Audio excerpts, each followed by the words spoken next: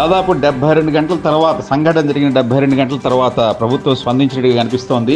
సాక్షి టీవీలో పనిచేసేటువంటి కొమ్మినేని శ్రీనివాసరావు మొన్న ఏదైతే అమరావతిపై వివాదాస్పద వ్యాఖ్యలకు మూల కారకుడు ఆద్యుడైనటువంటి కొమ్మినేని శ్రీనివాసరావు అరెస్ట్ అయినట్టుగా చాలా పక్కా సమాచారం ఉంది. అతనితో పాటు ఆ వ్యాఖ్యలు చేసినటువంటి కృష్ణరాజు కూడా అరెస్ట్ అయ్యేటువంటి అవకాశం ఉంది. దాదాపు ఇప్పటికే అయిపోయి ఉండొచ్చు కూడా. అయితే 72 గంటల తర్వాత ప్రభుత్వం స్పందించడం మీద కొంతమంది విమర్శ చేస్తున్నారు. సరే, అయినా ఆలస్యం అయినా కూడా ప్రభుత్వం సరైన నిర్ణయం తీసుకుందని కొంతమంది హర్షిస్తున్నారు. ఏదేమైనప్పటికీ కూడా ఇటువంటి వాళ్ళని, ఇటువంటి చీడ పురుగుల్ని, సమాజంలో ఉన్నటువంటి చీడ పురుగుల్ని తయారు చేస్తుంది వైసీపీ అనేటువంటి ఒక అభిప్రాయం ప్రజల్లో బాగా బలంగా నాటుకుంటోంది.